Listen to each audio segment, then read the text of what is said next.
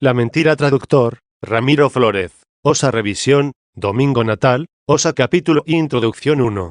La mentira es un gran problema que, con frecuencia, nos inquieta en nuestro quehacer cotidiano, porque tal vez denunciemos, temerariamente, como mentira lo que no es mentira, o pensemos que, a veces, se puede mentir con una mentira honesta, oficiosa o misericordiosa. Esta cuestión la trataremos con sumo cuidado, de modo que busquemos con los que buscan, por si encontramos algo, sin afirmar nada temerariamente, como al lector atento le indicará, claramente, la misma exposición del asunto. El tema es muy oscuro y, con frecuencia, elude la atención del investigador con sinuosos zigzagueos, de modo que parece que se escapa de las manos lo que ya se había encontrado y después aparece de nuevo para esconderse otra vez. Pero, sin embargo, al fin, la certera investigación podrá sustanciar nuestra opinión. Si en ella hay algún error, la verdad nos libra de todos los errores del mismo modo que la falsedad nos conduce a todos. Pero nunca pienso que se puede errar del todo cuando se yerra con un amor total a la verdad y un rechazo total de la falsedad. Los que juzgan con severidad dicen que esto es excesivo, pero la misma verdad tal vez nos diga que aún no es suficiente. De todos modos, tú, oh lector, no corrijas nada hasta que lo hayas leído todo, y así corregirás menos. Ni quieras buscar la elegancia, pues he trabajado mucho las cuestiones, y, con las prisas de resolver pronto un tema tan necesario en la vida cotidiana, ha sido muy ligera o casi nula la rima de las palabras. Primera parte: Naturaleza y malicia de la mentira. Capítulo 2. Las bromas no son mentiras. 2. Exceptuemos, desde luego, las bromas que nunca se ha considerado mentiras, pues tienen un claro significado, por la manera de hablar y la actitud del que bromea, sin ánimo de engañar, aunque no diga cosas verdaderas. Otra cuestión, que ahora no vamos a resolver, es si las almas perfectas pueden usar estos donaires. Exceptuadas, pues, las chanzas, vamos a tratar, primero, de que no se debe pensar que miente el que no miente. Capítulo 3. ¿Qué es la mentira? 3. Para eso tenemos que ver qué es la mentira. No todo el que dice algo falso miente, si cree o opina que lo que dice es verdad.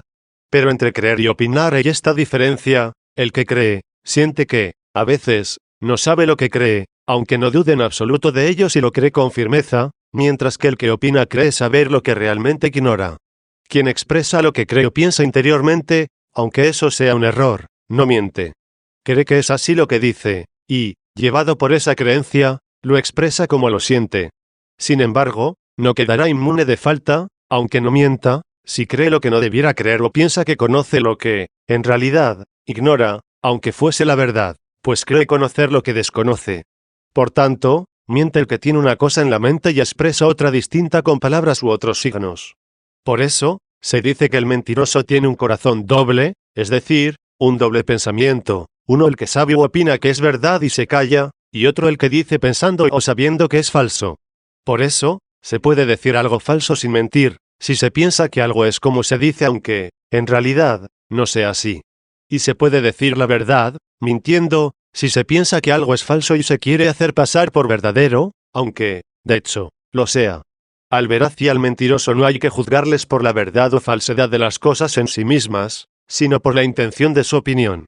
Se puede decir que yerra o que es temerario el que afirma algo falso, si piensa que es verdadero, pero no se le puede llamar mentiroso, porque no tiene un corazón doble en lo que dice, ni desea tampoco engañar, sino que se engaña a él mismo.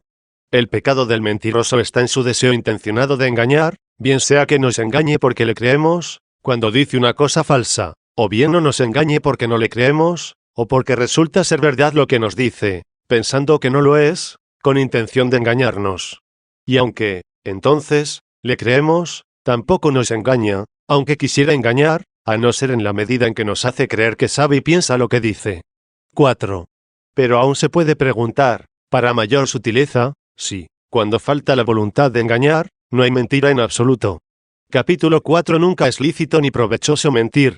¿Qué ocurre si alguien dice una cosa falsa, que él mismo piensa que es falsa, pero hace esto porque juzga que no se le creerá, y quiere, de esa manera, quitarse del medio a su interlocutor, del que sabe que no le va a creer? Si mentir es decir una cosa distinta de lo que se sabe o piensa, este hombre, por el deseo de no engañar, miente, pero si mentir es decir algo con intención de engañar, este hombre no miente, pues dice una cosa falsa aunque sepa o piense que es falsa, para que aquel al que habla no creyéndole no se engañe, pues sabe o opina que el otro le creerá. Y como se ve que esto puede ocurrir, que alguien diga algo falso para no engañar al que le habla, aún cabe una postura inversa, que alguien diga la verdad para poder engañar. El que dice la verdad, porque piensa que no le van a creer, dice la verdad, precisamente, para eso, para engañar. Pues sabio piensa que, precisamente, porque él lo dice, se ha de juzgar como falso lo que dice. Por tanto, como dice la verdad para que se juzgue falsa, por eso dice la verdad para engañar. Se puede, pues, preguntar quién es el que, realmente, miente, si aquel que dice algo falso para no engañar o el que dice la verdad para engañar, cuando uno sabe o piensa decir algo falso y el otro sabe o juzga que dice la verdad. Ya hemos dicho que el que no sabe que es falso lo que dice, no miente, si cree que dice la verdad. Más bien miente el que dice algo verdadero cuando, incluso, piensa que es falso, pues a los dos los hemos de juzgar por sus intenciones. Así pues, no es una cuestión fácil la que se plantea a partir de esos dos casos de que hablamos, el del que sabio piensa que dice una cosa falsa, y así pretende no engañar, por ejemplo, si uno sabe que un camino está asediado de ladrones y teme que vaya por allí una persona cuya salvación le preocupa, y aquel a quien se lo dice, sabe, por otra parte, que no le va a creer si le dice que en ese camino hay ladrones, y, para que no vaya por allí, se determina a decir que allí no hay ladrones, con el fin de apartarle de ese camino. El otro creerá que hay ladrones, puesto que ha decidido no creer al que dijo que no lo sabía, pues le juzga mentiroso. Pero hay otro caso, que es el del que sabiendo o creyendo que es verdad lo que dice, lo dice para engañar. Por ejemplo, si un hombre, que sabe que no le creerán, dice que en ese camino los ladrones están en un lugar, donde efectivamente sabe que están, pero lo dice para que el otro vaya más confiado y caiga en manos de los ladrones, mientras piensa que es falso lo que le han dicho. Ahora bien, ¿cuál de los dos ha mentido, el que decidió decir algo falso para no engañar, o el que eligió decir la verdad para engañar? ¿El que al decir algo falso hizo seguir al otro el camino verdadero, o este que dijo la verdad pero hizo que el otro siguiese un camino falso? ¿O acaso ambos mintieron, uno por decir algo falso, el otro porque quiso engañar? O, más bien, no mintió ninguno, uno porque no deseaba engañar, y el otro porque deseaba decir la verdad. Ahora, no se trata de saber quién de los dos pecó sino de quién ha mentido. En principio, parece que pecaría el que al decir la verdad hizo que el hombre cayese en manos de los ladrones, y que no pecaría el que hizo el bien, o sea, el que al decir algo falso hizo que el hombre evitase caer en la ruina. Pero estos ejemplos pueden trocarse, de suerte que aquel que no quiso engañar pretendiera, con eso, hacerle una desgracia más grave, pues, a muchos, conocer ciertas verdades les ha llevado a la ruina, ya que se trataba de cosas que se les debían haber ocultado. Y que aquel que quiso engañarle pretendiera, con eso, hacer algo útil, pues algunos se hubieran suicidado si hubiesen conocido ciertas desgracias que sufrieron sus seres queridos. No obstante, por no saber la verdad, se abstuvieron de hacer eso, y, así, les favoreció el error como a los otros les dañó el conocer la verdad. No se trata aquí, por tanto, de con qué ánimo, de cuidar o de dañar, dijo este la falsedad para engañar o el otro la verdad para engañar, sino que nos interesa investigar lo que atañe a la verdad y a la falsedad, y se pregunta cuál de los dos, o los dos o ninguno de los dos ha mentido, independientemente de los beneficios o daños de los que hemos hablado. Si la mentira consiste en la voluntad de afirmar una cosa falsa, más bien mintió el que quiso decir algo falso, y de hecho lo dijo, aunque fuera para no engañar, pero si la mentira consiste en afirmar algo con voluntad de engañar, no mintió éste, sino el que dijo la verdad con intención de engañar. Y si la mentira consiste en decir algo para inducir al error, ambos a dos han mentido. El primero porque quiso afirmar algo falso, y el segundo porque con su verdad quiso hacer creer algo falso. Y si, por fin, la mentira es decir una cosa falsa con deseo de engañar, entonces ninguno de los dos mintió. Porque el uno dijo una cosa falsa para persuadir la verdad, y el otro dijo algo verdadero para inducir el error. Estaremos, pues, muy lejos de toda temeridad y de toda mentira si, cuando es necesario hablar, afirmamos sencillamente lo que sabemos es verdadero y digno de ser creído y deseamos persuadir de lo que hemos dicho. Mas, cuando decimos lo innecesario, o tomamos lo falso por verdadero, o damos por conocido lo que nos es desconocido, o creemos lo que no se debe creer, pero, sin embargo, no intentamos convencer sino de lo que hemos afirmado, no estaremos exentos de la temeridad del error, pero aquí no hay mentira alguna. Evitaremos todo riesgo de mentira, si con entera conciencia decimos lo que sabemos u opinamos o creemos que es verdad, y procuramos convencer solo de lo que hemos dicho. 5. Otra cuestión mucho más importante y necesaria es saber si, alguna vez, puede ser útil la mentira. Se puede dudar, pues, si miente el que no tiene voluntad de engañar, o el que hace eso para no engañar a aquel a quien dice algo, aunque quiera decir algo falso, porque eso lo quiso para persuadirle de algo verdadero, o si miente el que dice la verdad con el deseo de engañar. Pero nadie puede dudar de que miente el que libremente dice una cosa falsa con intención de engañar. Por tanto, decir una cosa falsa con intención de engañar es una mentira manifiesta. Pero otra cuestión es si solo esto es mentira. Capítulo V. Ventajas y desventajas de la mentira. Simulación de Pedro y libertad de Pablo. De momento, investiguemos esta clase de mentira en la que todos están de acuerdo. Veamos si alguna vez puede ser provechoso decir una cosa falsa con voluntad de engañar. Porque los que piensan esto, presentan testimonios para probar su teoría. Recuerdan que Sara, después de reírse, negó a los ángeles que se hubiera reído uno. Que Jacob, preguntado por su padre, respondió que era Esaú, su primogénito. 2. Que las comadronas egipcias mintieron, con la aprobación y con el favor de Dios, para salvar de la muerte a los hebreos recién nacidos. 3.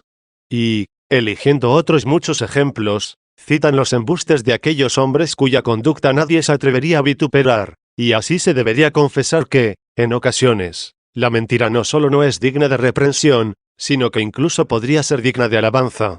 Y añaden, para premiar a sentir, no solo a los versados en los libros divinos, sino también a todos los hombres de sentido común, si alguien recurriese a ti para que con una mentira lo libraras de la muerte, ¿acaso no mentirías? Si un enfermo te preguntara algo que no le conviene saber, y que además se agravaría si tú no le respondes nada, ¿osarías decir la verdad para ocasionarle la ruina o callarías antes que socorrer su salud con una honesta y misericordiosa mentira? Con esta y otras copiosísimas razones pretenden apremiarnos a que mintamos cuando lo exija el bien del prójimo. 6. Por el contrario, aquellos que están de acuerdo en que nunca se debe mentir argumentan con más fuerza, valiéndose, en primer lugar, de la autoridad divina, pues en el Decálogo está escrito, no dirás falso testimonio. 4. De este modo se reprueba toda mentira, pues todo el que dice algo, da testimonio de su intención. Pero si alguno pretende que no se puede llamar falso testimonio a toda mentira, ¿qué podrá oponer a lo que está escrito? La boca que miente mata al alma. 5. Y para que nadie piense que se han de exceptuar algunos tipos de mentiras, leemos en otro lugar, destruirás a todos los que dicen mentiras. 6. Por eso, el mismo Señor, con sus propias palabras, dice, sea en tu boca sí, sí, o no, no, que lo que exceda esto, del malo proviene. 7. Y también el apóstol, cuando nos manda despojarnos del hombre viejo, por el que se significan todos los pecados, cita como consecuencia, en primer lugar, por lo cual, renunciando a toda mentira, hablad la verdad. 8. 7. Y dicen que no les asustan los ejemplos de mentiras sacados de los libros del Antiguo Testamento, donde todo lo que se nos narra como ocurrido se puede entender en sentido figurado, aunque aconteciera en realidad. Pero lo que eso se dice en sentido figurado no puede llamarse mentira, pues todo cuanto se dice se ha de referir a aquello que dice. Ahora bien, el sentido de lo que se hace o se dice figuradamente, hay que entenderlo según lo que significa para aquellos para los que se ha dicho. Por lo cual hay que creer que todo lo que está escrito que dijeron o hicieron aquellos hombres, que en los tiempos proféticos gozaron de gran autoridad, lo hicieron y dijeron en sentido profético. Como tampoco deja de tener sentido profético todo lo que les aconteció, de modo que el mismo espíritu profético ordenó que se conservara en la tradición o se consignara en libros sagrados. En cuanto a las comadronas, que dijeron una cosa por otra al faraón, no se puede decir que fueran guiadas por el espíritu profético para significar una verdad futura, pero algo debió de significar, aun sin saberlo ellas, lo que hicieron, cuando se dice que Dios, en cierto modo, las aprobó y remuneró. El que suele mentir para hacer daño ya ha progresado mucho si miente para hacer bien. Pero una cosa es lo que es de alabar en sí mismo y otra lo que se alaba en comparación con otra cosa peor. Pues nos felicitamos de un modo cuando una persona está sana y de otro cuando mejora una enferma. Porque también en las mismas escrituras se dice que se justifica incluso a Sodoma en comparación con los crímenes del pueblo de Israel. 9. Y, según esta norma, explican todas las mentiras que se citan del Antiguo Testamento. No encuentran que sean reprensibles o que se puedan censurar, dado que no son, en modo alguno, mentiras, ya sea por el contenido simbólico de su significación, o por su sentido profético, o por la esperanza de su corrección futura. 8. Por esta razón, en los libros del Nuevo Testamento, Si exceptuamos las expresiones alegóricas del Señor, no se puede presentar nada, tanto en lo que toca a los dichos y hechos como a la vida y costumbres de los santos, que provoque la simulación de la mentira. Porque la simulación de Pedro y Bernabé no solamente se cita, sino que se reprende y corrige 10. Tampoco el apóstol Pablo usó de esta simulación, como piensan algunos, ni cuando circuncidó a Timoteo 11 ni cuando celebró algunos misterios, según el rito judío, sino que usó de la libertad de opinión que él había predicado, que ni la circuncisión era útil a los gentiles, ni nociva para los judíos. Por lo que pensó que ni se debía ligar a aquellos a la costumbre judía ni apartar a estos de las tradiciones de sus antepasados. De ahí estas palabras suyas: ¿ha sido llamado alguno circunciso? Que no aduzca el prepucio. ¿Uno ha sido llamado con prepucio? Que no se circuncide. La circuncisión no es nada ni el prepucio es nada, sino la observancia de los mandamientos de Dios. Que cada uno se mantenga en el estado en que fue llamado por Dios. 12. ¿Cómo se puede aducir el prepucio, que ha sido cortado? Pero el apóstol dice, que no lo aduzca, que no viva como si no estuviera circuncidado, es decir, que no tape de nuevo aquella parte que ha circuncidado como si hubiera dejado de ser judío. Pues como dijo en otro lugar, tu circuncisión se hizo prepucio. 13. Y esto no lo dijo el apóstol para obligar a los gentiles a que no se circuncidaran ni para que los judíos se mantuvieran en la costumbre de sus padres, sino para que nadie se viera obligado a pasar a la otra parte, y cada uno tuviera posibilidad de seguir su propia costumbre de grado, y no a la fuerza. No prohibiría el apóstol a un judío apartarse de sus observancias, si él lo deseaba y no había lugar a escándalo. Si alguna vez dio el consejo de permanecer en ellas fue para que los judíos no se turbaran con problemas secundarios y se olvidaran de lo necesario para la salvación. Tampoco hubiese prohibido a ningún gentil circuncidarse si él hubiese querido hacerlo, para mostrar que no rechazaba como nociva la circuncisión, sino que la consideraba indiferente, como un sello cuya utilidad ya se había desvanecido con el tiempo, pues aunque no se podía ya esperar de ella salvación alguna, tampoco se debía temer pérdida alguna. Y, por eso, Timoteo, que fue llamado a la fe desde la gentilidad, sin embargo fue circuncidado por el apóstol, porque había nacido de madre judía y debía mostrar a sus familiares, para ganarlos a la fe, que no había aprendido en la doctrina cristiana a despreciar los ritos de la antigua ley. 14. De este modo se demostraba a los judíos que si los gentiles no los practicaban no era porque fueran malos o hubieran sido observados funestamente por sus padres, sino porque ya no eran necesarios para la salvación, después de la venida del gran misterio, del que toda la vieja escritura, a lo largo de los siglos, había estado grávida con proféticas significaciones. También hubiera circuncidado a Tito, como le urgían los judíos, si no se hubieran entrometido falsos hermanos, que lo querían hacer para confirmar lo que habían propalado del mismo Pablo, como si hubiera cedido a su verdad, y hubiera predicado que la esperanza de salvación evangélica estaba en la circuncisión de la carne, y otras observancias de ese tenor, e incluso sostenían enérgicamente que, sin ellas, Cristo no servía para nada. 15. Muy al contrario, la verdad era que Cristo no serviría para nada a quienes se circuncidaran pensando que en eso estaba la salvación. De ahí aquellas palabras: he aquí que yo, Pablo, os digo que, si os circuncidáis, Cristo no os servirá de nada. 16. Guiado por esta libertad, Pablo conservó las observancias paternas, únicamente cuidando de predicar esto, que no se pensara que en ellas estaba la salvación cristiana. Pero Pedro apremiaba a los gentiles a judaizar, con su simulación, como si la salvación viniese del judaísmo, que es lo que muestran las palabras de Pablo, cuando dice: ¿cómo apremias a los gentiles a judaizar? 17. Pues no habrían sido apremiados si no hubieran visto que él las observaba como si fuera de ellas no pudiera haber salvación. Por tanto, no se puede comparar la simulación de Pedro con la libertad de Pablo. Por eso, debemos amar a Pedro, que recibe de grado la corrección, pero sin edificar la mentira, sobre la autoridad de Pablo, que condujo a Pedro, delante de todos, al recto camino, para que los gentiles no se vieran forzados a judaizar. Y él mismo en su predicación atestigua que como fuera juzgado enemigo de las tradiciones patrias, porque no quiere imponerlas a los gentiles, no desdeñó practicarlas al estilo de sus padres. De este modo nos demuestra que permaneció en ellas, tras la venida de Cristo, para que nadie pensase que eran perniciosas para los judíos, o necesarias para los gentiles o saludables para todo hombre. 9.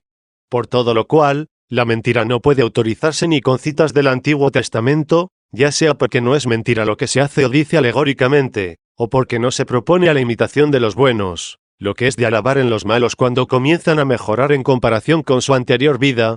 ni tampoco con los escritos del Nuevo Testamento, que nos propone imitar más la corrección de Pedro que su simulación, como nos propone imitar sus lágrimas en vez de su negación.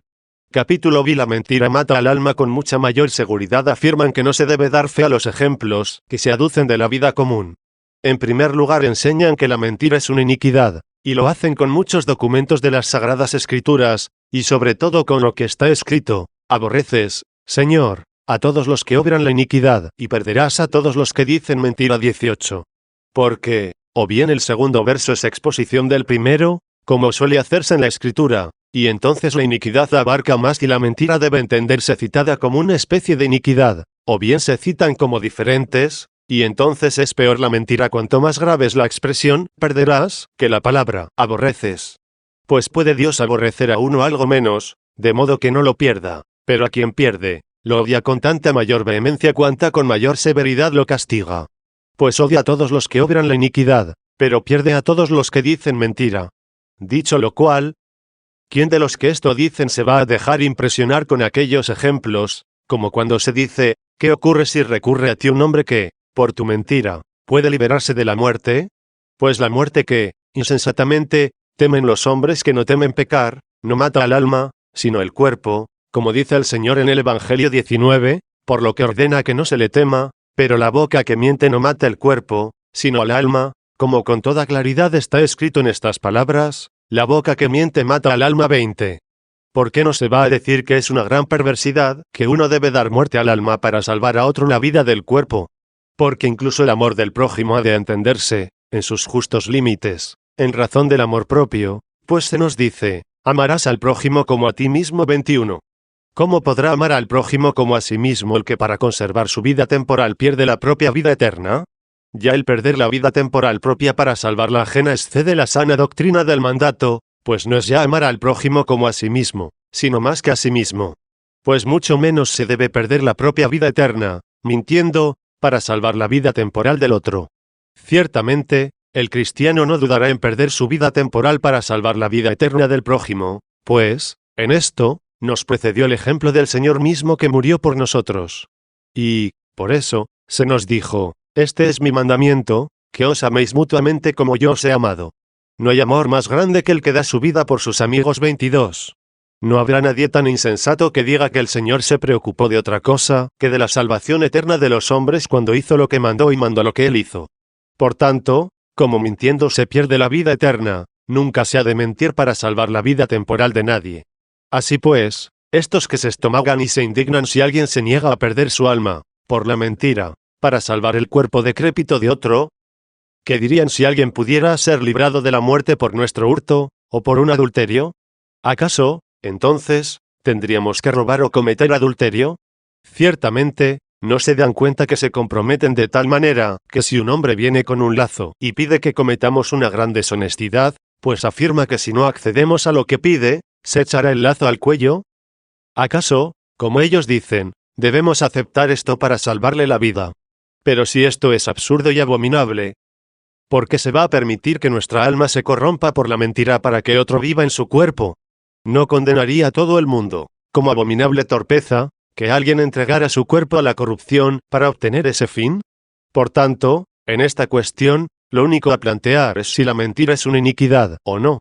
Y como esto queda bien demostrado con las pruebas aportadas, solo queda preguntarse si uno debe mentir por la salvación de otro, que es como preguntarse si uno debe hacerse inicuo para salvar a otro. Y esto también lo rechaza la salud de nuestra alma, que no puede conservarse más que por la justicia, y que nos manda anteponerle no solo a la vida del prójimo, sino también a nuestra propia vida temporal. ¿Qué queda, pues, para que nunca podamos dudar de que jamás se puede mentir? Pues no se puede decir que haya algo más grande ni más amado, entre los bienes temporales, que la vida y la salud corporal. Y, si ni siquiera ésta se ha de anteponer a la verdad, ¿qué podrán oponer, para convencernos, los que juzgan que, algunas veces, es conveniente mentir? Capítulo 7. No se puede mentir para salvar la pureza corporal. 10. Por lo que toca a la pureza del cuerpo, puede suceder que una persona muy honorable venga a pedirnos que mintamos para evitar, con nuestra mentira, que sea violada, en cuyo caso, sin duda alguna, habría que mentir. Pero es muy fácil responder que de nada sirve la pureza del cuerpo si falta la integridad del alma. Pues si ésta cae, se arruina, inevitablemente, la primera, aunque parezca que está intacta. La pureza no se puede contar entre las cosas temporales como si se nos pudiera quitar a la fuerza. Pues si el alma no se corrompe, con la mentira, para salvar la pureza del cuerpo, éste seguirá inviolado si el alma se conserva incorruptible. Pues si se le hace violencia al cuerpo, sin que preceda un apetito lascivo, no debe llamarse violación, sino vejación. Y aunque toda vejación es una violación, no toda violación es deshonesta, sino la que ha sido procurada o consentida por apetito lascivo. Pues cuanto es más excelente el alma que el cuerpo, tanto es más criminal su corrupción. Y, por tanto, siempre se puede guardar la pureza donde no puede haber ninguna corrupción que no sea voluntaria. Ciertamente, si el seductor os invade el cuerpo, de modo que con ninguna fuerza contraria ni con ninguna razón ni mentira se pudiese evitar, es necesario confesar que ninguna libidinosidad ajena puede violar la pureza. Por lo cual, como nadie duda que el alma es mejor que el cuerpo, siempre se ha de preferir la integridad del alma, que puede conservarse eternamente, a la integridad del cuerpo. ¿Y quién osaría decir que es íntegra el alma del mentiroso? Pues, con razón, se define la libido como el apetito del alma por el que preferimos los bienes temporales a los eternos. Así pues, nadie puede convencer que se puede mentir alguna vez, a no ser que pueda mostrar que, con la mentira, se puede conseguir algún bien eterno. Pero como uno tanto se aleja de la eternidad cuanto se aleja de la verdad, es un absurdo decir que, alejándose de allí, puede llegar a algún bien.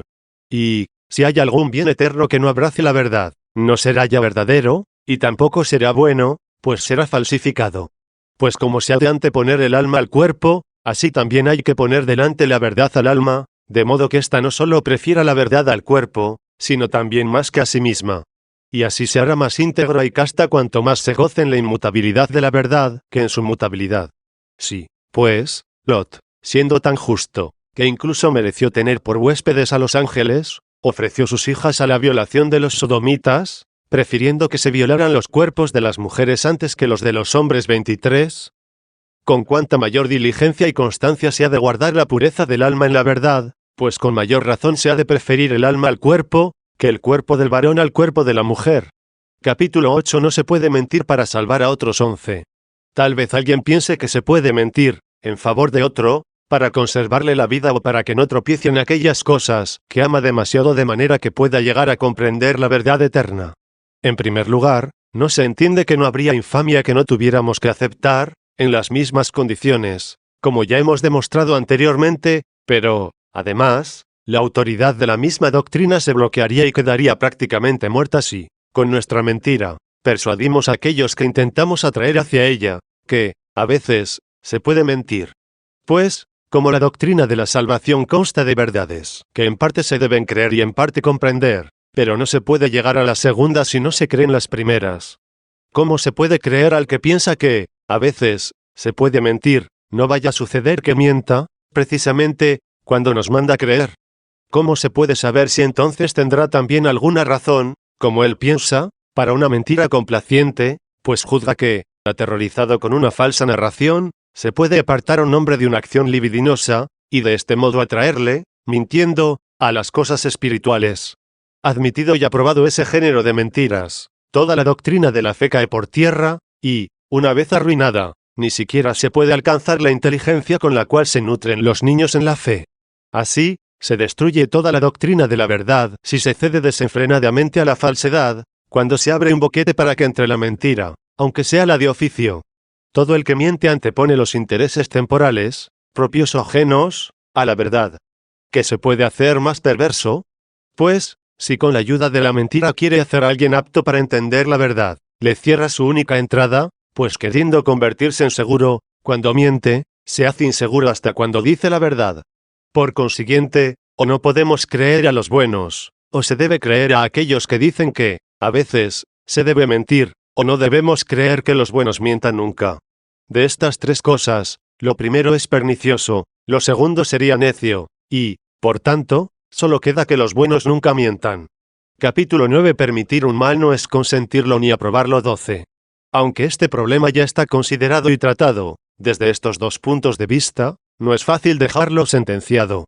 Todavía debemos escuchar a los que dicen que no hay ninguna acción tan mala que no se deba cometer para evitar otra peor. y a estas acciones humanas pertenecen no solo las que se hacen, sino también las que se padecen con propio consentimiento.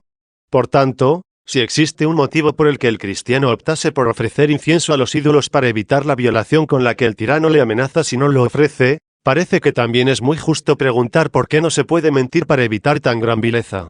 Pues el mismo consentimiento, por el que se prefiere sufrir una vileza a ofrecer incienso a los ídolos, no se puede entender como fruto de una pasión, sino como un mero hecho que para que no ocurriera opta por ofrecer incienso a los ídolos. Con cuánta mayor facilidad elegiría la mentira, si con ella pudiera alejar de su santo cuerpo infamia tan inhumana. 13. En esas afirmaciones, con razón, se pueden preguntar estas cuestiones. ¿Este consentimiento ha de tomarse como un hecho, o se trata de un consentimiento sin aprobación alguna? ¿O estamos ante una aprobación al decir, conviene padecer esto antes que hacer aquello, y si es más correcto ofrecer incienso que padecer una violación, y si sería mejor mentir que ofrecer incienso a los ídolos, si esa fuera la situación? Si ese consentimiento se hubiera de dar por hecho, entonces también serían homicidas los que prefirieron morir antes que dar falso testimonio, y con el homicidio más grave que es el suicidio. Pues, ¿por qué no se dice que se suicidaron cuando optaron por sufrir la muerte para no hacer aquello a lo que se les apremiaba? Pero, si se piensa que es más grave matar a otro que suicidarse, ¿qué decir del mártir al que se propone, ante sus propios ojos, si no quiere renegar de Cristo ni sacrificar a los demonios, no a cualquier hombre, sino a su propio Padre rogándole al Hijo que no permita, con su perseverancia, que le maten? ¿Acaso no es manifiesto, que si él permanece fidelísimo en el testimonio de su fe, los únicos homicidas serían los que matasen a su Padre, pues nadie podría llamarle parricida? Así pues, como éste no sería partícipe de este crimen tan enorme, al preferir la muerte y aun la impiedad de su Padre, cuya alma padecería las penas eternas, que violar su fe con un falso testimonio del mismo, este su consentimiento no le haría partícipe de tan gran crimen, si él no quería hacer nada malo, aunque lo hicieron los otros, precisamente, porque él no lo había hecho. Pues, ¿qué es lo que dicen esos perseguidores sino esto, haz el mal para que no lo hagamos nosotros? Pero aunque fuere verdad que si lo hiciéramos nosotros, no lo harían ellos entonces, ni siquiera así deberíamos apoyarles con nuestro crimen. Pero, cuando ya hacen, lo que tampoco nos dicen, ¿por qué vamos a ser cómplices y no dejarlos solos con sus torpezas y crímenes? No se ha de llamar a eso consentimiento, porque no aprobamos lo que hacen, pues siempre deseamos, y, en cuanto nos es posible, les prohibimos que lo hagan, y cuando lo han hecho no solo no lo aprobamos, sino que lo condenamos con la más fuerte repulsa de que somos capaces. 14. Pero, ¿cómo no va a llamarse cómplice, dices, cuando ellos no harían esa acción, si él mismo la hubiese hecho? Por esta regla de 3, también rompemos la puerta con los salteadores, ya que, si no la cerráramos, ellos no la partirían. Y, así, también matamos a los hombres, con los ladrones, cuando ocurre que sabemos lo que ellos van a hacer, porque si nos adelantásemos y los matásemos, no matarían ellos a otros. Y también cometemos parricidio cuando alguien nos confiesa que va a cometerlo, si, aunque podamos, no los matamos, antes de que él lo haga, cuando no podemos contenerle y a impedir el crimen de otro modo. Siempre se puede argumentar con las mismas palabras, con él lo realizaste, porque él no hubiera hecho esto si tú hubieras hecho lo otro. Yo no quise hacer ningún mal, pero solo pude evitar lo que estaba en mi poder. Pero el otro mal ajeno que yo no pude evitar con mi demanda no debí impedirlo con mi mala acción. No aprueba, pues, al que peca quien no peca en su lugar, ni aprueba una cosa u otra quien no desea aceptar ninguna, pues en lo que a él se refiere, lo que está en su poder no lo realiza, y lo que se refiere al otro lo condena con toda su voluntad. Y por eso, a los que proponían aquella disyuntiva y decían, si no ofrecéis incienso sufriréis esto, si se les respondiese, yo no acepto ni una cosa ni otra, puesto que detesto las dos y en ninguna os consiento. En estas palabras y otras semejantes, que, ciertamente, si son sinceras, no habrá consentimiento ni aprobación alguna, y por tanto a todo lo que uno sufriera de ellos se le consideraría como padecer afrentas, y a ellos comisión de crímenes. Y dirá alguno, ¿estará obligado alguno a exponerse a la violación antes que ofrecer incienso? Si preguntas por lo que debe, no debe una cosa ni otra. Pues, si digo que debe hacer una de estas cosas, aprobaría una de ellas cuando repruebo las dos. Pero si me preguntas cuál de las dos debería evitar, pues no es posible evitar ambas, sino una de las dos, te respondería, debe evitar su pecado siempre antes que el ajeno, e incluso su pecado leve antes que el ajeno grave. Así pues, mientras no lo estudie con más detalle, te concedo que es más grave la violación que el ofrecer incienso, pero esta es una acción propia, mientras la otra es ajena, aunque él mismo la padezca, y del que es la acción, de ese es también el pecado. Pues, aunque sea más grave el homicidio que el hurto, es peor hacer un robo que padecer un homicidio. Así, si se le propone a uno que si no quiere hacer un robo se le matará, esto es, se cometerá con él un homicidio, dado que no puede evitar las dos cosas, ha de evitar, más bien, su pecado antes que el pecado ajeno. Y no por eso se le va a imputar lo que en él se ha cometido, porque lo pudiese evitar si quisiera cometer el suyo. 15. Todo el enredo de esta cuestión lleva a esto. Se pregunta si el pecado ajeno, aunque sea cometido en ti, se te puede imputar a ti, que lo pudiste evitar con un pecado tuyo más leve y no lo hiciste. Y si se puede exceptuar la inmundicia corporal. Pues nadie dice que un hombre se hace inmundo si le matan o le meten en la cárcel o le encadenan, o le flagelan, le maltratan con diversos tormentos y torturas o le proscriben o le colman de gravísimos daños hasta la suma pobreza, o le despojan de todos los honores, o sufre toda clase de ultrajes con todo tipo de afrentas.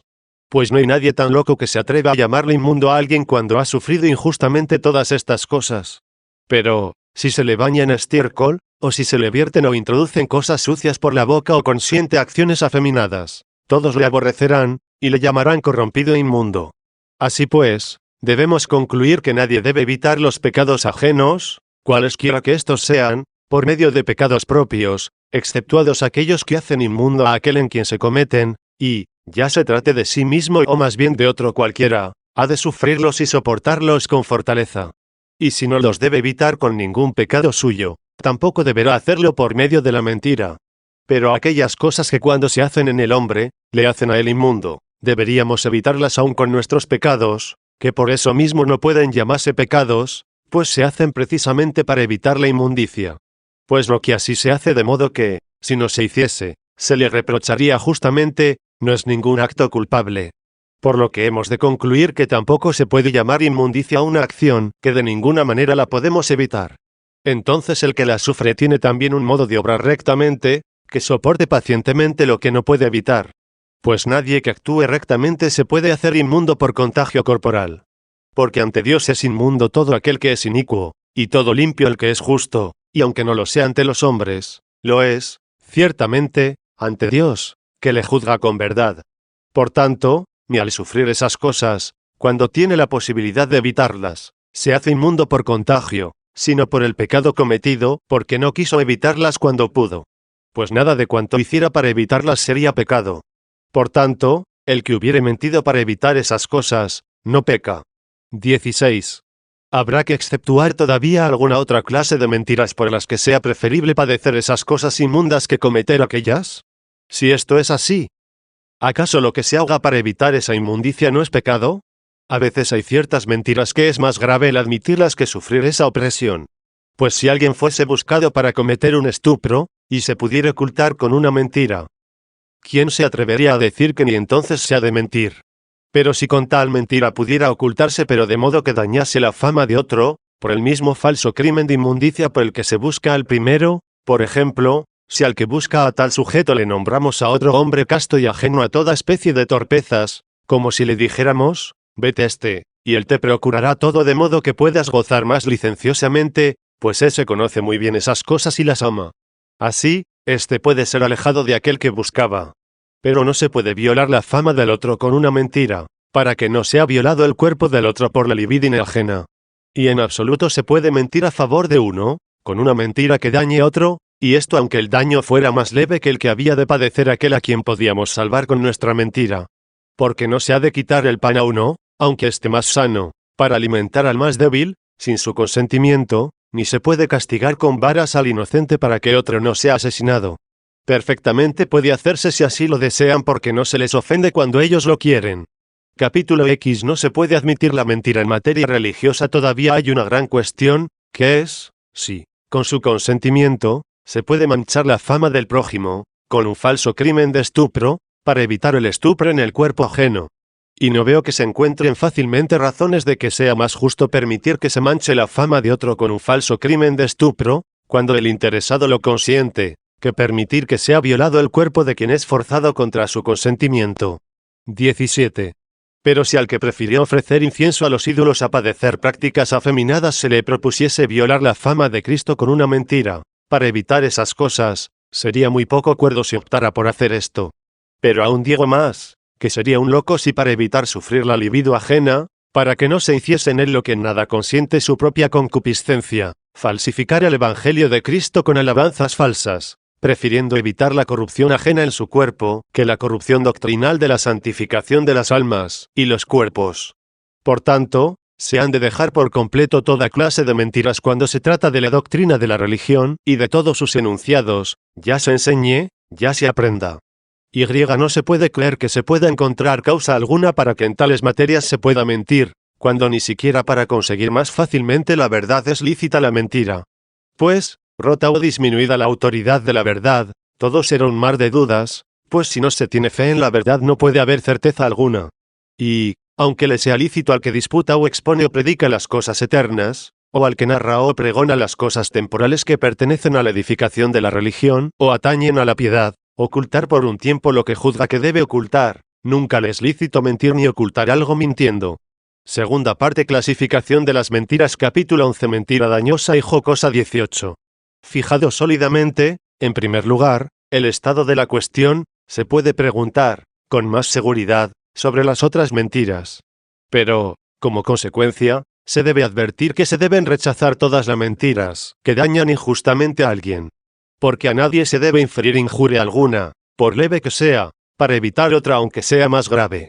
Ni se deben admitir mentiras que, aunque no dañen a nadie, tampoco aprovechen a nadie, y perjudican al que miente por mentir. A estos se les debe llamar, con toda propiedad, mentirosos. Pues hay que distinguir entre el que miente y el mendaz. Pues el que miente es el que miente incluso sin querer, pero el mendaz ama la mentira, y se goza interiormente con el placer de mentir. Junto a estos hay que poner a los que con su mentira quieren complacer a los hombres, haciendo más agradable su conversación, pues no tratan de injuriar ni calumniar a nadie. Esta clase de mentiras ya las rechazamos antes. Y estos se diferencian de los que antes llamamos mentirosos en que a aquellos les encanta mentir y se gozan en sus falacias, pero a estos les gusta agradar con su dulce conversación, aunque preferirían hacerlo con cosas verdaderas. Pero como no encuentran verdades que sean gratas a sus oyentes, prefieren mentir antes que callarse. Es difícil, sin embargo, que, en alguna ocasión, emprendan una conversación totalmente falsa, sino que la mayoría de las veces, cuando ven que les abandona su atractivo, entretejen lo falso y lo verdadero. Esas dos clases de mentiras no atañen para nada a los creyentes, pues no afectan en nada a la doctrina y verdad de la religión, ni impiden su provecho y utilidad. Pues les basta a los creyentes que piensan que pudo ocurrir lo que se dice y tengan fe en el hombre del que no tienen motivos para pensar que les miente. Y nada les va a perjudicar si creen que el padre o el abuelo de alguno fue un buen hombre, aunque no lo fuese, o que había llegado hasta los persas, aunque nunca saliera de Roma. Pero los que mienten se perjudican profundamente a sí mismos, unos porque abandonan la verdad para gozarse en los embustes, y otros porque prefieren agradarse a sí mismos que hacer agradable la verdad. Capítulo 12. Mentiras honestas que no dañan a nadie y aprovechan a alguien. 19. Rechazadas, sin ningún género de duda, todas estas clases de mentiras. Vamos a considerar ahora otra nueva especie como elevándonos, poco a poco, a un grado superior de bondad. Se trata de la mentira que el vulgo suele atribuir a personas buenas y benévolas que, al mentir, no solo no dañan a nadie, sino que, incluso, favorecen a alguno. En este género, toda la cuestión está en si el que favorece a otro, y lo hace contra la verdad, no se perjudica a sí mismo. Pues si solo se puede llamar verdad auténtica la que ilumina nuestras mentes, con su luz íntima e inmutable, ciertamente obra contra la verdad el que dice que algo es de esta manera o de la otra, cuando a él ni su mente ni sus sentidos, ni su fe ni su creencia se lo proclaman como tal. Por eso, es un gran problema saber si no se perjudica a sí mismo quien de este modo favorece a otro o si, dada esa compensación, no se daña a sí mismo por lo que aprovecha a otro.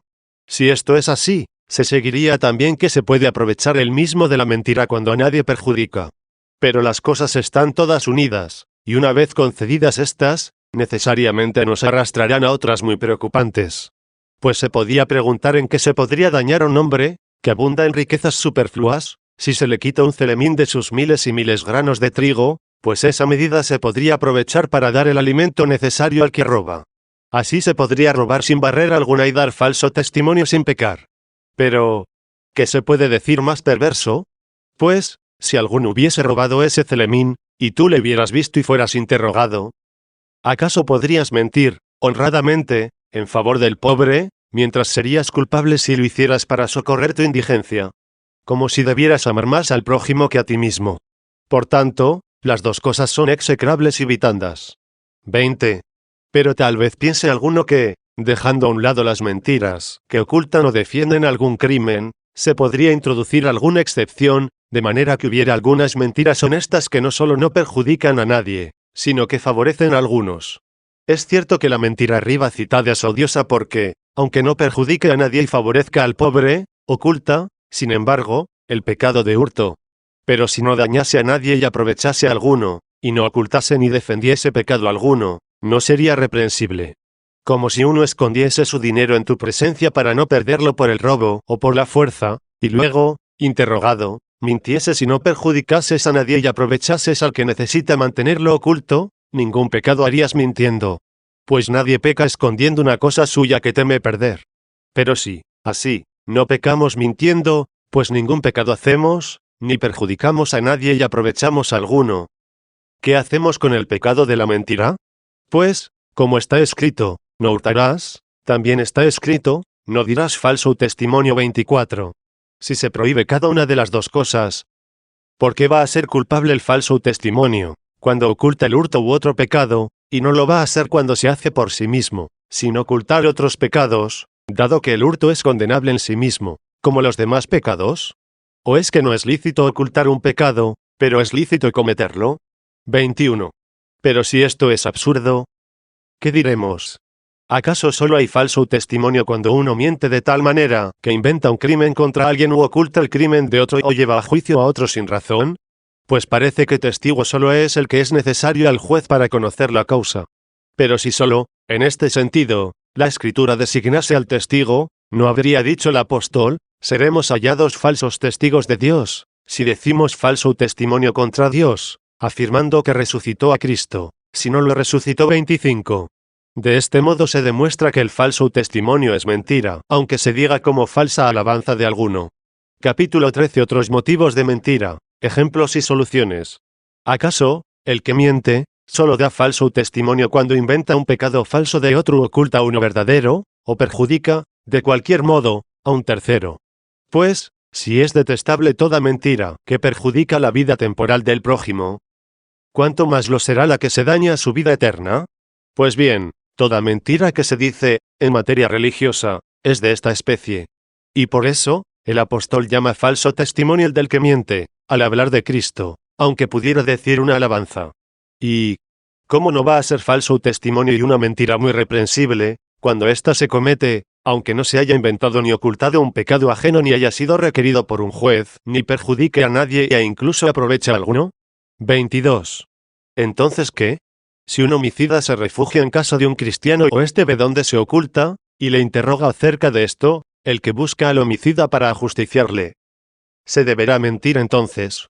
¿Cómo es que no oculta el pecado mintiendo, cuando aquel por el que miente ha cometido un pecado tan horrendo? ¿Acaso podrá excusarse porque no se le ha interrogado sobre el pecado, sino acerca del lugar en que se esconde? Luego, ¿no es malo mentir para ocultar el pecado del prójimo? Y mentir para ocultar el pecador tampoco es malo. Así es, ciertamente, dirá alguno, pues uno no peca cuando evita el castigo, sino cuando hace algo digno de castigo, pues es propio de la disciplina cristiana no desesperar jamás de la corrección de nadie, ni cerrar a nadie el camino a la penitencia. Pero, ¿y si fueras llevado ante el juez y fueras interrogado acerca del lugar en que se esconde? ¿Dirás que no está allí, cuando sabes que allí está, o dirás, no lo sé ni lo he visto, cuando lo has visto y lo sabes? Darás, pues, falso testimonio y matarás tu propia alma, para salvar al homicida. O tal vez mentirás, hasta que seas llevado ante el juez y, al interrogarte dirás la verdad para no ser un testigo falso. Pero, con tu delación, matarás al hombre mismo. Y la Sagrada Escritura también detesta a los traidores. ¿O acaso no es un traidor el que dice la verdad ante el juez que le interroga, pero sí es traidor si entrega, espontáneamente, a la muerte a otro? ¿Y qué harías, tratándose de un hombre inocente, si sabes dónde se esconde y te lo pregunta el juez, que es enviado por otra autoridad superior, para prender a ese hombre y conducirlo a la muerte? El que te pregunta no ha dado la ley, sino que es su ejecutor. ¿Acaso no darías falso testimonio si mintieras, en favor del inocente, porque el que te pregunta no es propiamente el juez, sino el ejecutor de la ley? ¿Qué harías si te interrogara el creador de la ley, o lo hiciera un juez inicuo que busca al inocente para el suplicio? ¿Qué harías? ¿Optarías por ser un delator o ser un falso testigo? ¿Acaso será un traidor quien entrega libremente a un juez justo a un homicida escondido, y no lo será el que indica a un juez injusto donde se oculta un inocente, al que busca para matarle, y que se había confiado lealmente a su custodia? ¿O quedarás dubitante e incierto entre optar por el delito de falso testimonio o por el de delación? ¿O estás cierto que evitarás ambas cosas callando o declarando que no dirás nada? ¿Por qué, pues, no has de hacer esto antes de ir ante el juez, para evitar también toda mentira? Porque, evitada la mentira, escaparás de todo falso testimonio, bien sea que toda mentira sea falso testimonio, o bien sea que no lo sea. Pero, evitado todo falso testimonio, tal como tú lo entiendes, no evitarás toda mentira. Por tanto, con cuánta mayor fortaleza y dignidad te comportarás si declaras, no delataré, ni tampoco mentiré. 23. Esto fue lo que hizo, en cierta ocasión, un obispo de la iglesia de Tagaste, de nombre Firmus, y más firme de voluntad. Pues, como le preguntasen los alguaciles, enviados por mandato del emperador, por un hombre que se había escondido en su casa, y al que ocultaba con toda su diligencia, respondió que no podía mentir ni entregarles a este hombre, y por mantenerse en su decisión sufrió muchísimos tormentos corporales, pues todavía no había emperadores cristianos. Después, llevado ante el emperador, tan admirable apareció ante éste su fortaleza, que obtuvo sin dificultad el perdón que solicitaba a favor del refugiado. ¿Qué ejemplo puede encontrarse de más valentía y constancia? Pero dirá alguien más tímido, puedo estar preparado para soportar cualquier tormento, e incluso la muerte para evitar pecar. Pero como no es pecado mentir cuando a nadie perjudicas ni das falso testimonio y aprovechas alguno, es necio y grave pecado sufrir inútil y voluntariamente tormentos, y arrojar en manos de los asesinos una vida y una salud quizá útil para otros fines. A este le pregunto yo, ¿por qué ha de temer a lo que está escrito? No dirás falso testimonio, y no temerá a lo que se dice de Dios, ¿perderás a todos los que dicen mentira? 26 No está escrito, respondes, toda mentira, pero así lo entiendo como si estuviera escrito, perderás a todos los que dicen falso testimonio, aunque tampoco allí está escrito, todo falso testimonio. Pero allí está establecido, dice, pues se trata de cosas que son malas en sí mismas. ¿Y acaso también aquello que allí está, no matarás? 27 Pues si eso es malo en sí mismo, ¿cómo podrán excusarse de ese crimen los justos que, una vez dada la ley, mataron a muchos? Pero se responderá que no mata el que es ejecutor de una sentencia justa. En fin, yo acepto los temores de estos, y estimo que aquel varón, que no quiso mentir ni delatar a su hombre, fue muy digno de alabanza y estimo que entendió mejor lo que está escrito, y que cumplió el precepto con valentía. 24. Pero, a veces, puede llegarse a una encrucijada, en la que no se nos pregunte sobre dónde está aquel que se busca ni seamos apremiados a delatarle, si de tal modo se ha ocultado que no se le puede encontrar, fácilmente, si no se le quiere delatar. Se nos pregunta, únicamente, si está o no está en ese lugar. Si sabemos que está allí y nos callamos, lo descubrimos. Ocurre lo mismo si contestamos que no queremos decir si está o no está en ese lugar, pues de esa respuesta deduce, el que le busca, que efectivamente está allí, pues si no estuviese habríamos respondido sencillamente, al no querer mentir ni delatarlo, que allí no estaba.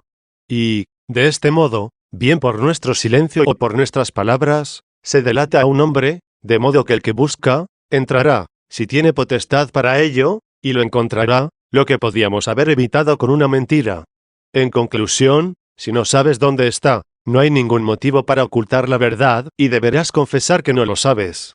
Pero si sabes dónde está, ya sea allí donde se le busca, ya sea en otro lugar, al preguntarte si está o no está allí, no debes contestar, no responderé a lo que me preguntas, sino que debes decir, sé muy bien dónde está, pero no lo mostraré.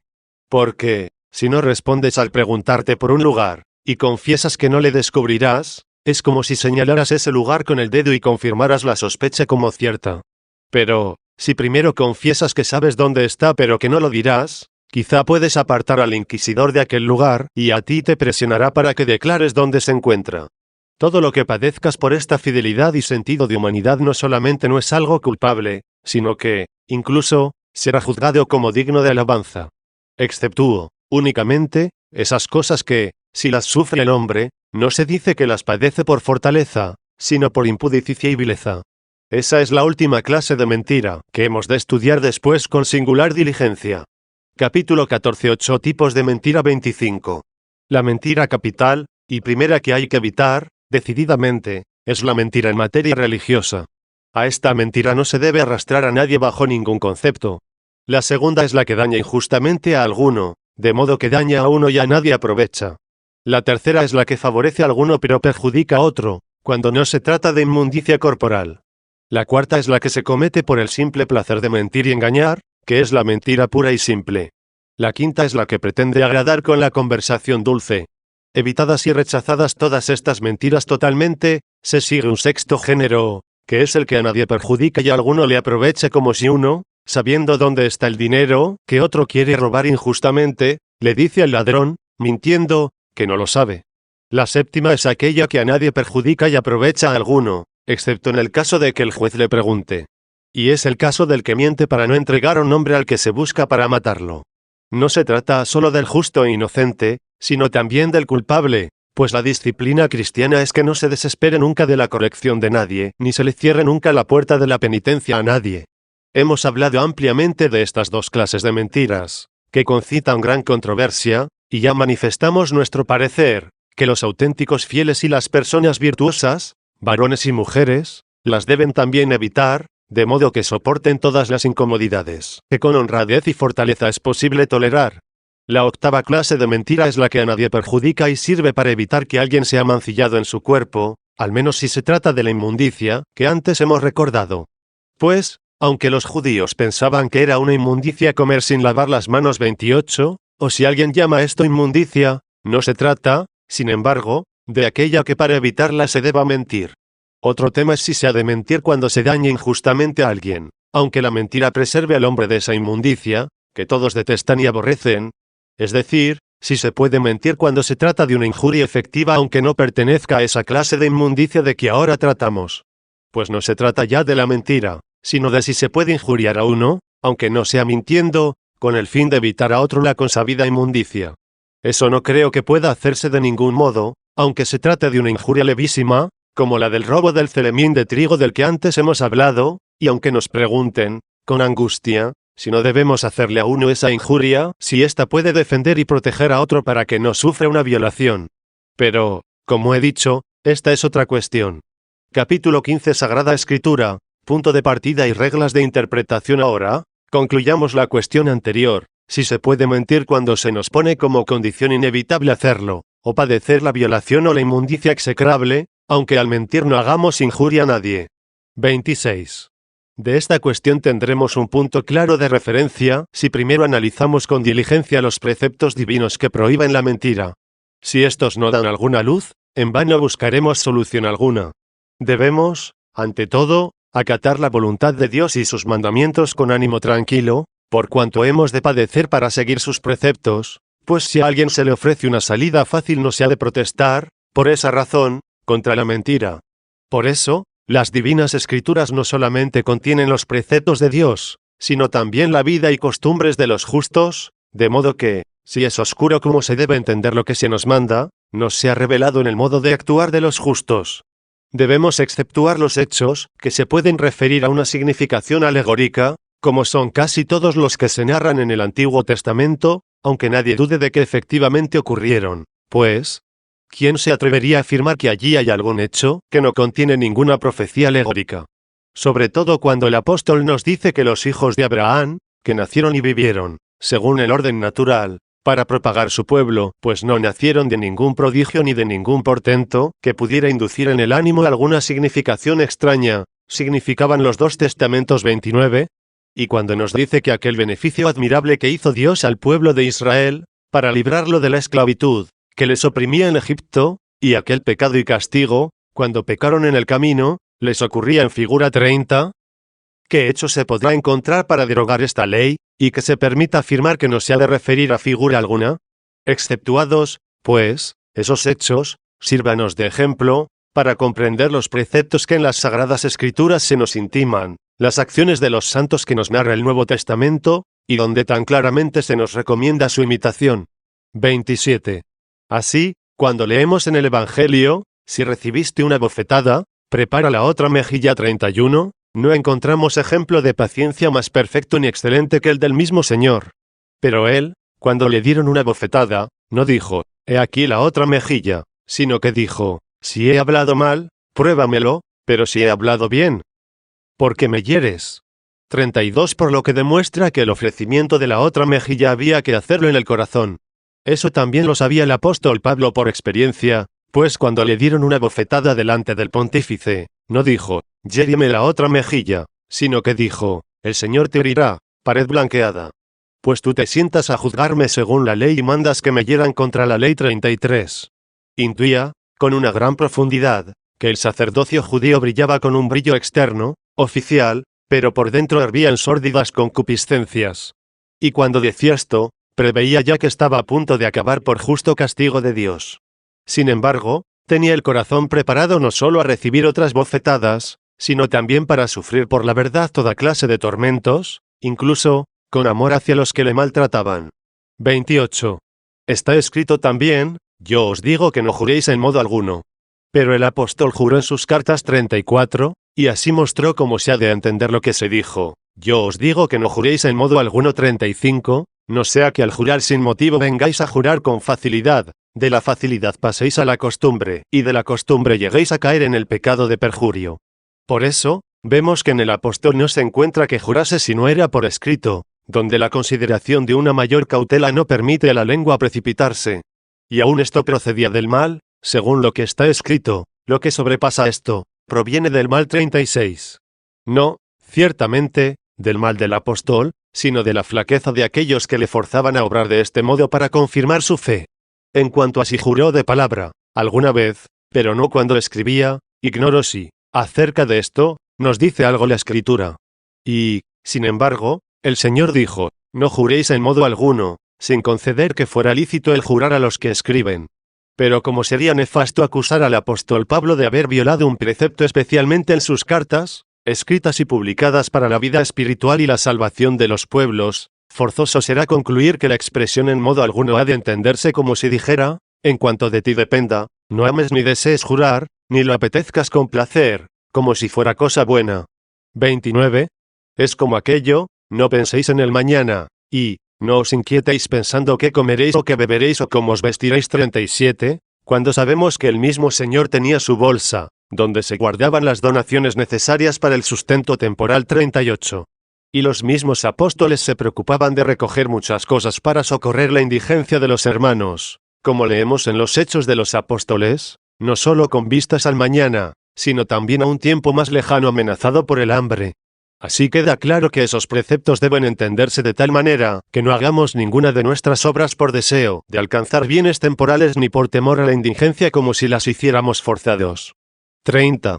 Del mismo modo, se dijo a los apóstoles que vivieran del Evangelio y no llevaran nada para el camino. Y, en otro lugar, el Señor declaró qué quería decir con esto cuando añadió, pues el obrero merece su salario 39. Así mostró con claridad que esto estaba permitido, pero no mandado, para que si alguno recibía algo de sus fieles, para las necesidades de la vida, en la obra de la predicación, nadie juzgase que hacía algo ilícito. Pero que podía no hacerse, más laudablemente, está bien demostrado en el apóstol Pablo, que dijo, el que es adoctrinado en las cosas de la fe, haga partícipe de todos sus bienes al que le catequiza 40. Y después de haber mostrado que esto se hacía saludablemente, en muchos lugares, por parte de aquellos a los que se predicaba la palabra, dijo, pero yo nunca he usado de esta facultad 41. Porque el Señor dio esa facultad, al decir esto, pero no obligó con un precepto. Así, cuando no podemos entender bien muchas cosas, tal como están escritas, por la vida de los santos podemos colegir cómo conviene entenderlas, pues si no se nos corrigiese con el ejemplo nos inclinaríamos fácilmente en otra dirección. Capítulo 16 Análisis de algunos textos 31. De igual modo, en aquella frase, la boca que miente mata al alma 42, se pregunta de qué boca se trata. Muchas veces la Escritura, cuando habla de boca, significa la fragua del corazón, donde se forja y resuelve todo lo que se expresa de viva voz cuando se dice la verdad, como aquel al que le agrada la mentira, miente ya en el corazón. Puede no mentir de corazón el que dice con su voz algo distinto de lo que tiene en su interior, sabiendo que hace mal, pero con el fin de evitar un mal mayor, aunque ambas cosas le desagradan. Los que aseguran esto, dicen que así hay que entender lo que está escrito, el que dice la verdad en su corazón 43. Porque siempre hay que decir la verdad de corazón, pero no siempre con la boca, como cuando para evitar un mal mayor estamos obligados a decir de palabra otra cosa distinta de la que tenemos dentro. Y que se trata de la boca del corazón, se puede entender porque donde hay locución tiene que haber boca, si no resultaría absurdo e irracional decir, el que habla en su corazón, si no se entendiese, justamente, la boca del corazón. Además de que en el mismo lugar donde está escrito, la boca que miente mata al alma, si se tiene en cuenta el contexto de la frase, tal vez no pueda entenderse más que de la boca del corazón. Pero a los hombres no podemos ofrecerles sino una respuesta oscura, ya que no pueden oír la palabra del corazón, si no les resuena la del cuerpo. Mas la palabra de la boca que se cita en ese lugar de la Escritura es la que llega al oído del Espíritu del Señor, que llena toda la tierra, de modo que cita, en el mismo lugar, los labios, la voz y la lengua. Todo eso no puede entenderse sino del corazón, porque se añade que nada de lo que se dice se oculta al Señor. Pues si se tratase del sonido exterior, que llega a nuestros oídos, tampoco se ocultaría a los hombres.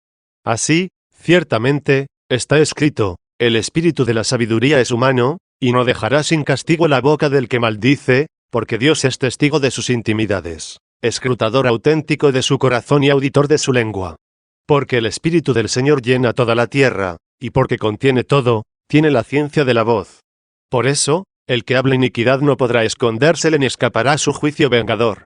Pues al impío se le interrogará sobre sus pensamientos, y llegarán al Señor sus palabras para castigo de sus maldades. Porque el oído celoso oye todo y no se le escapará el alboroto de la murmuración. Guardaos, pues, de la murmuración, que en nada aprovecha, y refrenad la lengua de la detracción, porque la respuesta oscura no se quedará en el aire. Pues la boca que miente mata al alma 44. Vemos, pues, cómo se amenaza a los que piensan que está oculto y secreto lo que proyectan y maquinan en su corazón. Y quiso demostrar que todo estaba tan claro a los oídos de Dios que hasta le dio el nombre de alboroto. 32.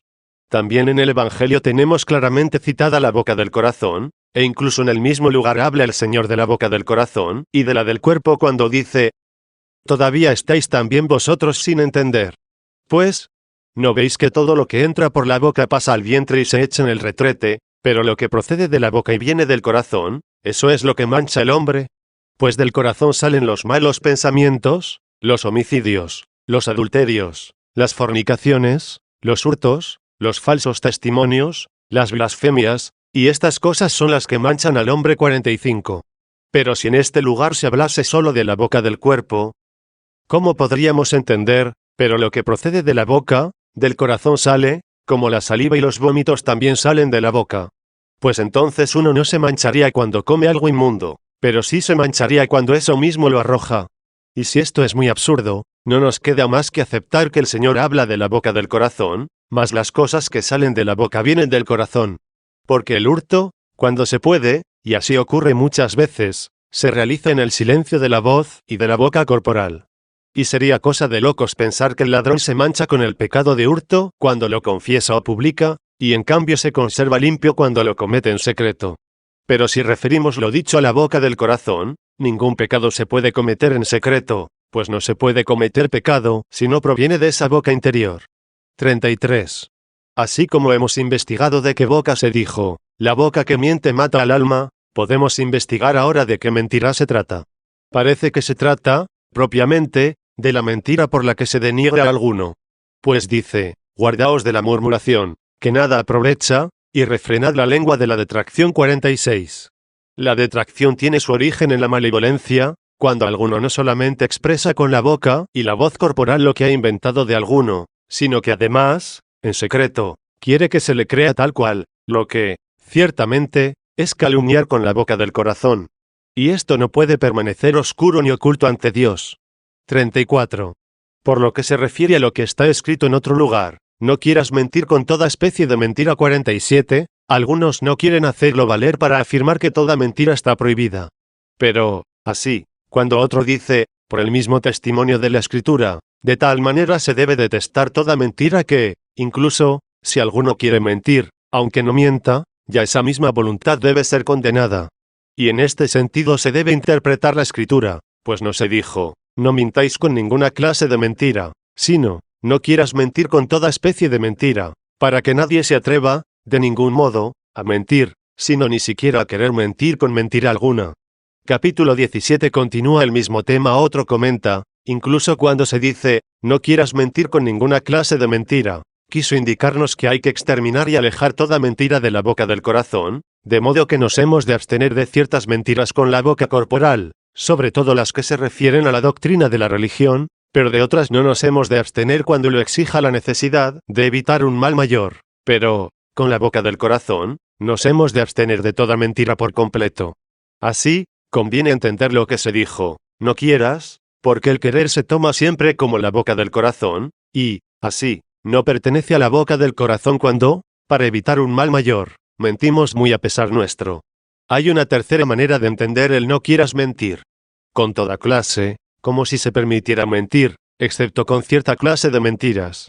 Como si se nos dijera, no quieras creer a todo hombre, y se nos invitase no a no creer a nadie, sino a que no creamos a todos o solamente a algunos. Eso es lo que viene al expresar lo que sigue, la costumbre de mentir no conduce a nada bueno. 48, pues suena de tal manera que parece que no prohíbe la mentir, sino la mentira asidua, es decir, la costumbre de mentir y el amor a la mentira. En esa costumbre caerá, ciertamente, el que piense se puede abusar de toda mentira. De este modo, ni siquiera evitaría las que se refieren a la piedad y la religión, y ¿qué puede haber más criminal, no solo entre las mentiras, sino en cualquier clase de pecados, que éste? Y así, ante cualquier mentira, aunque fuera sobre algo sin importancia y completamente inofensivo, acomodaría la voluntad de tal modo que terminaría por mentir no para evitar un mal mayor ni contra su voluntad, sino de grado y a gusto. Así, esta sentencia puede entenderse de tres modos: 1, que no solamente no se ha de mentir, sino que tampoco se debe querer mentir. Otro, que no se desee mentir, pero que se puede mentir, contra la propia voluntad, cuando se trata de evitar un mal mayor. Y, finalmente, que no se quiera toda clase de mentiras, pues, excepto algunas mentiras, las otras están permitidas. El primer modo es para los que estiman que nunca se debe mentir, los otros dos son para los que piensan que se puede mentir alguna vez. En cuanto a lo que sigue, acostumbrarse a mentir no aprovecha para el bien, no sé si lo admitirían los de la interpretación primera, a no ser que el no mentir y la voluntad de no mentir se prohíba solamente a los perfectos, y la costumbre de mentir incluso a los que caminan hacia la perfección. Como si el precepto de no mentir nunca ni tener voluntad de mentir se contradijeran con ciertos ejemplos de mentiras que están aprobadas, con gran autoridad, como si se intentase responder, en los ejemplos aducidos se trata de personas que caminan hacia la perfección y que tienen que cumplir, por necesidades de la vida, un oficio de misericordia. Pero, como toda mentira es mala, las almas perfectas y espirituales deben huir de ella por todos los medios, de modo que incluso a los que buscan la perfección se les prohíbe la costumbre de mentir. Ya dijimos de las comadronas egipcias que, aunque mintieron, habían sido aprobadas, en razón de su progreso hacia la perfección, porque es un peldaño en el camino, para amar la auténtica y eterna salud, cuando alguien al mentir lo hace por misericordia, aunque sea para salvar la vida mortal del prójimo. 35. Otro tanto ocurre con lo escrito, perderás a todos los que hablan mentira. Uno dice que aquí se condena toda mentira sin excepción alguna, y otro dice que se trata de los que mienten de corazón, como se ha discutido anteriormente, porque el que odia la necesidad de mentir y la considera un castigo de esta vida mortal, dice la verdad en su corazón. Otro dice, Dios, ciertamente, pierde a todos los que dicen mentira, pero no toda mentira, porque hay una mentira, a la que se refería el profeta, que no se perdonará a nadie, es cuando alguien miente y rehúsa confesar sus pecados, pues más bien los defiende y no quiere hacer penitencia. Poco sería que haya obrado la iniquidad, si no quisiera parecer como justo al negarse a aceptar la medicina de la confesión. Es lo que viene a intimar, aunque con otras palabras, el texto, aborreces a todos los que obran la iniquidad. 49. Pero no los perderás si hacen penitencia confesando la verdad, para que haciendo esta verdad vengan a la luz, Como está escrito en el Evangelio de San Juan, el que obra la verdad viene a la luz. 50. Pero perderás a todos los que no solo obraron lo que odiaste, sino que hablan la mentira, pretendiendo una falsa santidad y no confesando sus pecados en la penitencia. 36.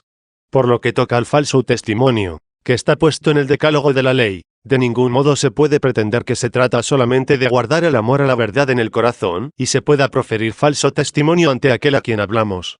Cuando hablamos a Dios, basta con abrazar la verdad de corazón, pero cuando hablamos a los hombres hay que decir la verdad también con la boca corporal porque el hombre no escudriña el corazón. A propósito de este testimonio, ciertamente, se puede preguntar ante quién es testigo cada uno. Pues no siempre que hablamos ante cualquiera somos testigos, sino cuando hablamos ante quienes conviene y deben conocer o creer la verdad por lo que nosotros decimos, como puede ser el juez, para que no hierre al juzgar, o al que se le enseña la doctrina de la religión para que no hierre en la fe, o fluctúe dudando de la autoridad del maestro. Pero cuando te interroga uno o quiere saber algo de ti, quien busca lo que no le interesa o no le conviene saber, entonces no busca en ti un testigo, sino un traidor. Entonces, si le mintieses quedarás inmune de falso testimonio, pero, ciertamente, no de la mentira. Capítulo 18. No se puede hacer un mal, sí permitirlo, para evitar otro mayor. Así pues, establecido que nunca es lícito proferir un falso testimonio, se pregunta si es lícito mentir alguna vez. O, si toda mentira es un falso testimonio, vamos a ver si admite alguna compensación de modo que se pueda decir para evitar un pecado mayor. Así sucede con lo que está escrito, honra a tu padre y a tu madre. 51, que puede ser suplantado por una obligación superior, por ejemplo, cuando el mismo Señor impide al Hijo, que ha sido llamado a anunciar el reino de Dios, ir a rendir el último honor de la sepultura a su padre. 52. 37. Igualmente, en lo que está escrito, el Hijo que recibe la palabra estará lejos de la perdición. Recibiéndola, la recibe para sí y nada falso sale de su boca. 53. Dicen algunos que hay que entenderlo así, el Hijo que recibe la palabra, quiere decir la palabra de Dios, que es la verdad. Por tanto, recibiendo la verdad, estará muy lejos de la perdición. Se refiere a lo dicho antes, perderás a todos los que dicen mentira. Y lo que sigue, recibiéndola, la recibe para sí, no insinúa otra cosa más que lo que dice el apóstol, que cada uno examine su obra y entonces se gloriará en sí mismo y no en otro. 54.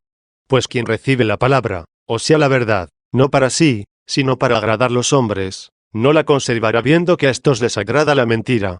Pero quien recibe la verdad para sí, no dejará salir nada falso de su boca, porque aunque agrada a los hombres la mentira, el que la guarda, para agradar a Dios y no a los hombres, no mentirá.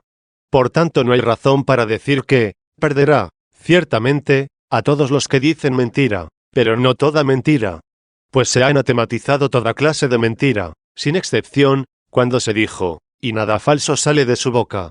Aunque alguno dirá que eso hay que entenderlo como entendió el apóstol San Pablo lo que dijo el Señor, mas yo os digo que no juréis en modo alguno. 55. Porque aquí se anatematiza todo juramento, pero el que sale del corazón, de modo que nunca se haga con aprobación de la propia voluntad, sino obligado por la debilidad de otro, esto es por la maldad del otro, al que no se puede persuadir de lo que se le dice, sino con el juramento. O por aquella maldad nuestra, porque, revestidos todavía con la piel de la mortalidad, no somos capaces de mostrar del todo nuestro corazón, pues si lo fuéramos no haría falta el juramento. Aunque también pensando toda la frase que se dijo, el Hijo que recibe la palabra estará lejos de la perdición, se entiende como dicha de la verdad, por la que todo fue hecho y que permanece siempre inmutable, y entonces la segunda parte, y nada falso sale de su boca, puede referirse a la doctrina de la religión, que es la que se esfuerza en conducirnos a la contemplación de esa verdad, es decir, nada falso sale de su boca, en lo que toca a esa doctrina. Por eso, esa clase de mentira no puede admitir ninguna compensación, y hay que evitarla totalmente y por encima de todo. Pero si, al decir, nada falso, se entendiera absurdamente, como si no se refiriese a toda clase de mentira, entonces el de su boca se debe entender, según concluye el que piensa que se puede mentir alguna vez, de la boca del corazón, conforme a la discusión precedente. 38. Toda esta discusión, ciertamente, ha venido alternando entre los que afirman que nunca se debe mentir, citando para probarlo los testimonios de la Sagrada Escritura, y los que les contradicen y buscan un lugar para la mentira entre los testimonios de las mismas palabras divinas. Pero nadie ha podido mostrar que haya encontrado esto en un ejemplo o en una palabra de las Escrituras, donde se vea que se debe amar y no odiar toda mentira. Pero algunas veces habría que mentir, muy a nuestro pesar, para evitar lo que detestamos todavía más plenamente. Pero incluso en esto yerran los hombres, que someten las cosas más excelentes a las más viles. Pues, cuando concedes que se debe admitir algún mal para no admitir otro mayor, no se mide ese mal con la regla de la verdad, sino con la de la costumbre y la concupiscencia propia, y, así, juzga más grave lo que él mismo aborrece más y no lo que realmente debe evitarse más. Todo este vicio se engendra por la perversión del amor. Pues, efectivamente, tenemos dos vidas, una eterna, divinamente prometida, y otra temporal, en la que ahora estamos. Cuando alguien comienza a amar esta vida temporal más que la eterna, piensa que lo debe hacer todo por esta que tanto ama. Y entonces cree que no hay pecados mayores que los que hacen daño a esta vida, o los que le quitan alguna comodidad, inicua ilícitamente, o los que, finalmente, la arrebatan la vida al inferirle la muerte. Y así se odiará más a los ladrones, saqueadores, malhechores, a los verdugos y a los asesinos, que a los lascivos, borrachos e impúdicos cuando estos no molestan a nadie. Pues no entienden o no les preocupa, en absoluto, que estos injurien a Dios, no porque le causen algún incómodo, sino porque se arruinan a sí mismos, pues destruyen sus dones en sí mismos, incluso los temporales, y, por su corrupción, se apartan de los eternos, sobre todo si ya habían comenzado a ser templo de Dios, lo que a todos los cristianos el apóstol dice así: ¿no sabéis que sois templo de Dios y que el Espíritu de Dios habita en vosotros? Quien profanara el templo de Dios, Dios lo perderá. Porque santo es el templo de Dios, que sois vosotros. 56. 39. Ciertamente, todos estos pecados, ya sea los que dañan a los hombres en las comodidades de esta vida, o bien los que les corrompen a ellos mismos sin dañar a ningún otro, aunque parecen proporcionar alguna utilidad o placer en esta vida temporal, pues si no fuera por eso nadie los cometería, enredan a los hombres de mil maneras y les impiden caminar hacia la vida eterna. Entre estos hay unos que solo atan a los que los cometen y otros que también atan a aquellos sobre quienes se cometen. Porque en las cosas que se guardan para la utilidad de esta vida, cuando no son hurtadas por los malhechores, solo los que esto hacen pecan y se privan de la vida eterna, no los que sufren el hurto. Y, así aunque alguien consienta que le quiten sus bienes, ya sea para no hacer otro mal o para no sufrir incomodidades mayores, no solamente no peca, sino que, en el primer caso, obra valiente y laudablemente, y en el otro, con vistas a su utilidad y sin culpa suya alguna. Sin embargo, en lo que toca a la guarda de la santidad y de la religión, cuando alguien intentara violarlas injuriosamente, deben ser defendidas, aun a costa de pecados menores, si hubiera necesidad y posibilidad de hacerlo sin perjudicar a nadie. Y entonces, incluso, esos pecados dejan de serlo, cuando se han aceptado por la necesidad de evitar males mayores. Igual que en las cosas provechosas de la vida, cuando se trata, por ejemplo, de dinero o de alguna comodidad corporal, no se dice que se pierde lo que se gasta para adquirir mayor ganancia. Del mismo modo, en las cosas santas, no se llama pecado lo que perdemos para evitar algo más grave. Y si también se llama daño a lo que alguno pierde para no perder más, llámese también pecado a esto, aunque nadie tenga dudas de que se debe consentir para evitar algo más grave, como nadie dudará que se debe consentir una pérdida menor para evitar un daño mayor. Capítulo 19. La santidad exige pudor de cuerpo, limpieza de alma y verdad de doctrina. 40. Estas son las cosas que debemos guardar a causa de la santidad: el pudor del cuerpo, la limpieza del alma y la verdad de la doctrina. La pureza del cuerpo nadie la viola sin el consentimiento y el permiso del alma. Lo que por fuerza mayor nos ocurre en nuestro cuerpo, sin quererlo nosotros y sin nuestro consentimiento, no es ninguna impudicia. Pues puede haber alguna razón para permitirlo, para consentirlo ninguna. Y consentimos cuando aprobamos y queremos, pero permitimos cuando, incluso no queriéndolo, cedemos, para evitar una torpeza mayor. El consentimiento, aunque nada más sea en la impureza del cuerpo, mancilla también la pureza del alma. Pues la castidad del alma está en la buena voluntad y el amor sincero, que no se destruye, sino cuando amamos y apetecemos lo que la verdad nos enseña que no se debe amar ni apetecer. Debemos guardar, por tanto, la sinceridad en el amor a Dios y al prójimo, pues en esto se santifica la castidad del alma. Y, si se ataca violentamente la pureza de nuestro cuerpo, Debemos trabajar con todas nuestras fuerzas y elevar una oración suplicante para que el sentido inferior de nuestra alma, que está latente en nuestra carne, nos empañe con delectación alguna.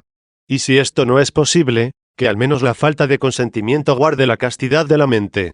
Pero se ha de guardar la castidad del alma, por lo que toca al amor del prójimo, por la inocencia y la benevolencia, y en lo que toca a Dios, por la piedad. La inocencia consiste en no hacer daño a nadie. La benevolencia, en ser de provecho al que podamos, y la piedad, en dar culto a Dios. La verdad de la doctrina, de la religión y la piedad no se viola sino con la mentira, pues la suma íntima verdad, de la que nace esta doctrina, no puede ser violada en absoluto. Pero llegar a ella y mantenernos en ella, por encima de todo, y adherirnos totalmente a ella no nos será permitido sino cuando este cuerpo corruptible sea revestido de incorrupción, y este cuerpo mortal sea revestido de inmortalidad. 57.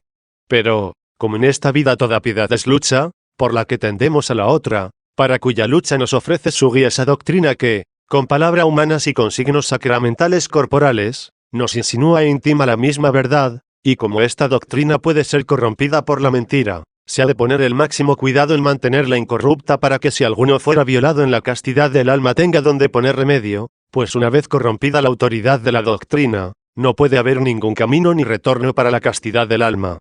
Capítulo 20. La castidad del alma es el amor ordenado. 41. De todo lo dicho se deduce esta conclusión: la mentira que no viola la doctrina de la piedad, ni la piedad en sí, ni la inocencia ni la benevolencia, debe admitirse para salvar la pureza del cuerpo.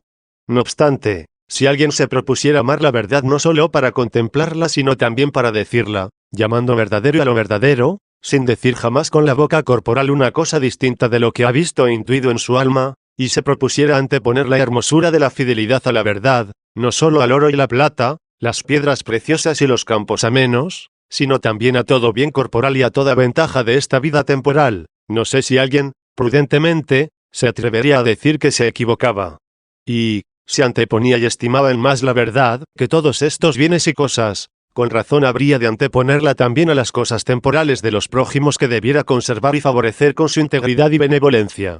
Amaría, pues, la fe perfecta, que no se limita a creer felizmente lo que una autoridad fidedigna y superior propone, sino que expresa también, fielmente, lo que él juzga que debe decir y lo dice.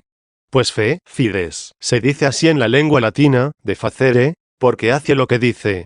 Lo que no ocurre, como es notorio, en el que miente. Y, aunque se viole menos gravemente la verdad, cuando alguien miente para que se le crea sin incomodidad ni daño alguno, cuando tiene además la intención de defender su salud y conservar la pureza corporal, sin embargo se viola la verdad y, de hecho, se profana la castidad y la santidad que debe custodiar el alma. Por eso, estamos obligados a anteponer la fe perfecta a la pureza del cuerpo, guiados no por la opinión humana, que muchas veces es errónea, sino por la verdad misma que está sobre todo y es la única invencible. La castidad del alma es el amor ordenado que no somete lo superior a lo inferior. Lo que se puede profanar en el cuerpo es siempre inferior a lo que se puede ultrajar en el alma. Ciertamente, cuando alguien miente para defender la pureza del cuerpo, se da cuenta de que, al mancillar su cuerpo, no es dominado por su propia libido sino por la ajena, y de que lo que tiene que cuidar es de no consentir al permitirlo.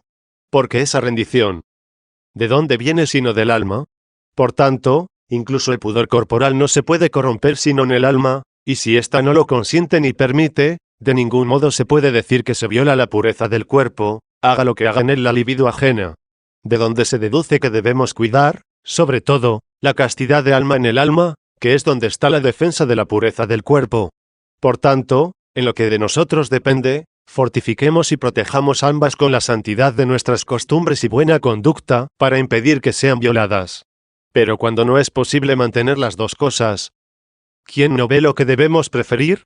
¿Quién no ve lo que se ha de anteponer, el alma al cuerpo o el cuerpo al alma, la castidad del alma a la pureza del cuerpo, o la pureza del cuerpo a la castidad del alma? ¿Quién no verá lo que se debe elegir entre permitir el pecado ajeno o cometer el pecado propio? Capítulo 21. Resumen y conclusiones. 42. Está claro, pues, dejes de discutirlos todos, que los textos de las Escrituras no nos amonestan otra cosa sino que nunca se debe mentir, en absoluto, puesto que ningún ejemplo de mentira, digno de imitación, encontramos ni en las costumbres, ni en el modo de obrar de los santos, al menos por lo que toca a las Escrituras, que no apuntan a ninguna significación alegórica como ocurre en los acontecimientos que se narran en los Hechos de los Apóstoles. Pues todo lo que se dice del Señor en el Evangelio y que a los indoctos les parecen mentiras, tiene siempre una significación alegórica. En cuanto a lo que dice el apóstol, me he hecho todo para todos para ganar a todos 58, se debe entender, rectamente, que no obró él mintiendo sino por compasión, de modo que actuó con tanta caridad para salvarlos, como si él mismo tuviese el mal del que pretendía librarlos. Por tanto, nunca se debe mentir en la doctrina de la piedad. Es un gran pecado y la primera clase de mentira detestable. Tampoco se debe mentir con las mentiras de la segunda clase, porque nunca se debe perjudicar a nadie. No se debe mentir con las mentiras de tercera clase, porque no se debe favorecer a nadie con perjuicio de un tercero. Ni con las mentiras de cuarta clase, o sea, por el prurito de mentir porque es un vicio en sí mismo. No hay que mentir con el quinto género de mentira, porque si no se debe decir la verdad con el único fin de agradar a los hombres.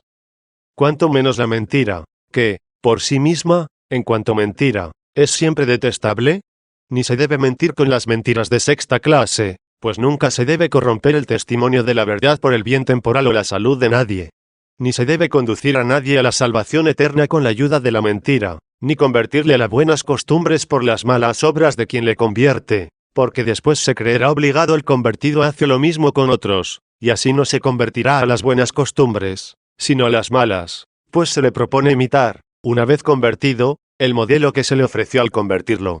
Tampoco se debe mentir con el séptimo género de mentiras, pues la comodidad o la salud temporal de uno no se debe preferir a la perfección de la fe. Ni hemos de abandonar las buenas obras, porque alguien interprete tan mal nuestra buena conducta, que se haga interiormente peor y se aleje aún más de la piedad. Pues hemos de mantenernos, por encima de todo, allí a donde debemos llamar e invitar a los que amamos como a nosotros mismos e impregnar, con valor, nuestra alma de aquella sentencia apostólica: para unos somos olor de vida para la vida, y, para otros, olor de muerte para la muerte. Y para esto, ¿quién será idóneo? 59. Tampoco se debe mentir con el octavo género de mentiras, porque cuando se trata del bien es preferible la castidad del alma a la pureza del cuerpo, y cuando se trata del mal es mayor el que nosotros hacemos que el que permitimos hacer. En estos 8 géneros de mentiras, tanto menos peca uno, al mentir, cuanto más se acerca al octavo, y tanto más aumenta el pecado cuanto más se acerca al primero. Y quien piense que haya alguna clase de mentira, que no es pecado alguno, se engaña, torpemente, a sí mismo al creerse justo y engañar a los otros. 43. Tan grande es la ceguera que invade el alma de los hombres, que les parece poco si decimos que algunas mentiras no son pecado, y si rechazamos totalmente la mentira, entonces dicen que, en algunos casos, se peca necesariamente. Y, guiados de este modo por la defensa de la mentira, dicen que el apóstol Pablo había usado la de primera clase, que es la más execrable de todas.